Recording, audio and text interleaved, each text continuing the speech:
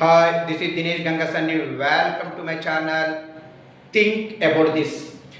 తమిళనాడులోని మదురై జిల్లా కోర్టు ఇటీవల 9 మంది పోలీసులకి మరణ శిక్షను ఖరారు చేస్తూ ఏదైతే తీర్పును వెలువరించిందో దీనిపైన దేశవ్యాప్తంగా హర్షాతిరేకాలు వ్యక్తమవుతున్నాయండి.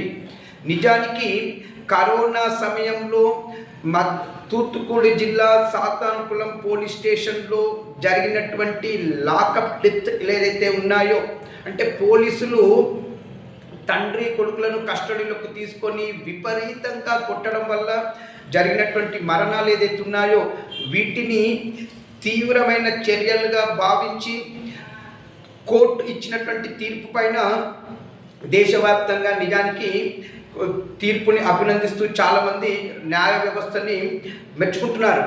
అంతేకాకుండా జడ్జి ఈ తీర్పు ఇవ్వడంలో కీలకమైనటువంటి సాక్షి అయినటువంటి సాతాన్కులం హెడ్ కానిస్టేబుల్ రేవతి మేడం గారిని కూడా దేశవ్యాప్తంగా ప్రజలందరూ అభినందిస్తున్నారండి. ఏది ఏమైనా రేవతి మేడం గారిని నా ఛానల్ త్రూ నేను కూడా వ్యక్తిగతంగా నేను అభినందిస్తున్నాను.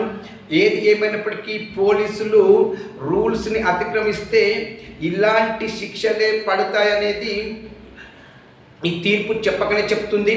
ఇప్పటికైనా పోలీసులు తమ బుద్ధిని మార్చుకొని ప్రజలకి మేలు చేసేలా వాళ్ళ పనులు అనేది ఉండాలని, చట్టాన్ని కాపాడేలా వాళ్ళ పనులు ఉండాలనేది నా కోరిక.